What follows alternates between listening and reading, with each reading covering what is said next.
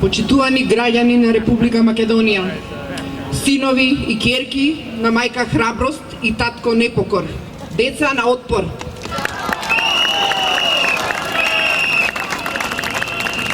Сакам накратко, колку ми дозволува времето, да ви предочам какви законски решенија носи оваа власт.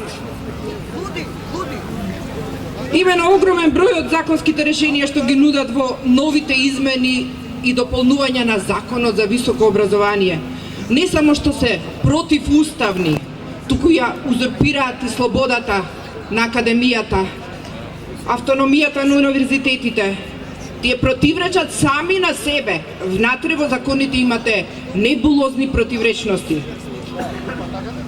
Овој закон што неодамна го донесоа представува хаотична какафонија.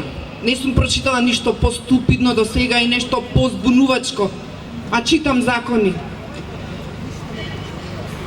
Овие законски измени, како и претходните што ги оспоривме пред Уставниот суд, а уставна одлука се уште немаме, тие се противуставни во најголем дел и промовираат диктатура во средината, во срцето на универзитетите.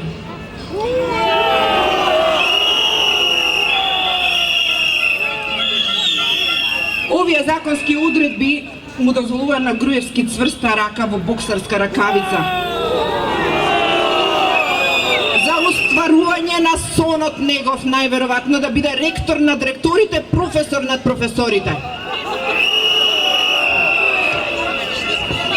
Овој закон на министерот за образование му обезбедува како на ниеден друг граѓанин во Република Македонија акумулација на функции, повеќе од една, ем министер, ем председател на совети.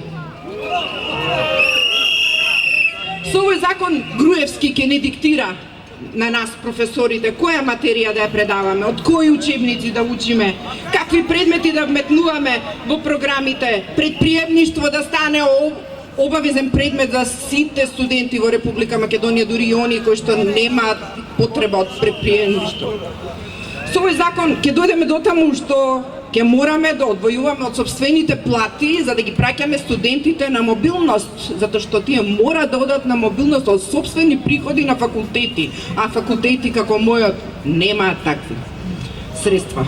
Од овој закон произлегува дека, на пример, еден професор по физика, на кој што му недостигаат часови, нема доволен фонд на часови за да си ја земе платата од министерството, тој ќе може да предава, усвари ќе мора да предава и математика и хемија. Се вели во законот сродни дисциплини, без да се обрне внимание на компетенциите што се исклучиво академска вредност. Законот, да ви кажам, е добар да го фрлите на буниште и да донесеме нов. Го донесува на брзина, се сеќавате. Подитна постапка, брза постапка фактички. Наводно не бил сложен, како не е сложен закон кој што засека 70.000 студенти и нивните семејства, да речеме 4-членни, потоа професори и соработници на универзитетите. Доаѓате до бројка 400.000 луѓе засега овој закон и не може да се носи по кратка, брза и нестручна постапка без јавна дебата. За да добиете сликовита представа за глупостите што ги нуди овој закон, јас ќе ви ги приземјам тие нивни глупости и еве ви ги, како прашања до владата на Република Македонија, до Груевски. Прашање од $125.000 од квизот Милионер. Во предлог законот тие буквално напишале, овој закон предизвикува, нема да предизвикува финансиски импликации. Пазете, во овој предлог закон викат предизвикува, нема да предизвикува. Бришеле па пишеле и дошле до глупости такви што завршуваат со средствата се обезбедуваат од буџетот на Република Македонија, а немаме финансиски импликации.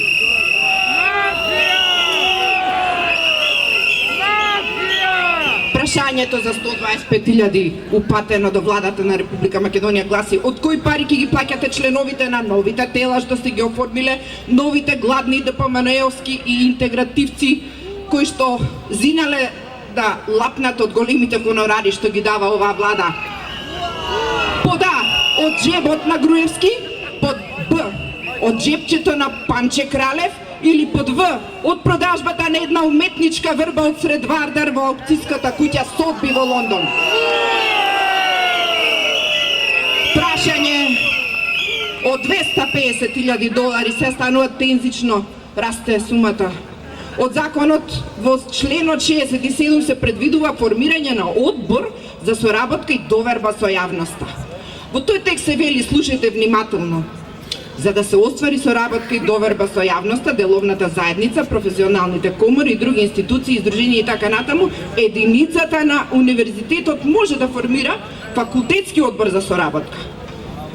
Ете, на факултет. Потоа, го исправуваат законот, го дополнуваат, он е веќе поправен, закрпен, со закрпи што не се одвесуваат, и викаат, одбор за соработка треба доверба да врши промоција на веќе постоечките одбори од страна на универзитетите, а такви не се дефинирани во законот. Универзитетите не формираат. Значи, дупка.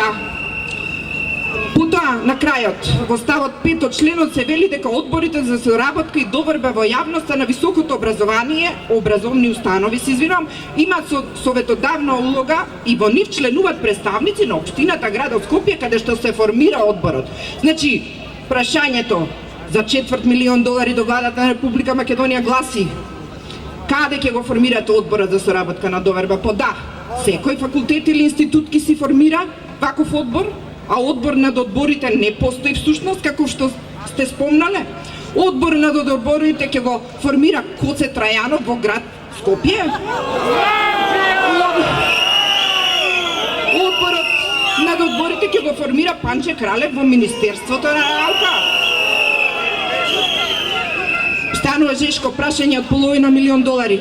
Во законот се вели дека кога министерот надлежен за работите на високото образование ќе утврди дека високообразовната установа работи спротивно на овој баш закон, со записник ќе укаже на незаконитоста во работењето и во определен рок од најмалку 1 месец ќе им даде рок за отстранување на незаконитоста. Ако високообразовната установа определен рок не постапи според укажувањата, тогаш министерот, надлежен за работите на високото образование, донесува решение за привремено запирање на работата на високообразовната установа.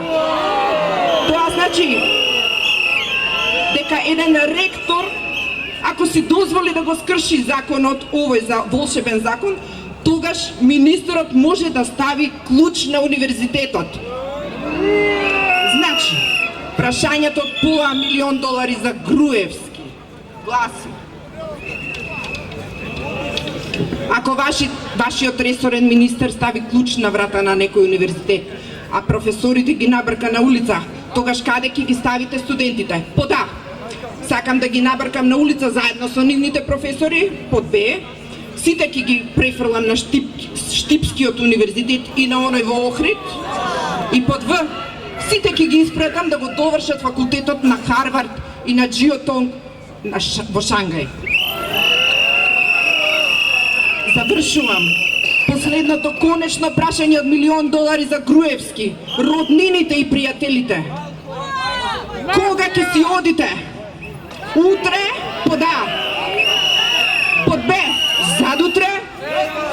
Под В, или за 3 дена, тоест на 4 февруари ќе распишете воредни парламентарни избори.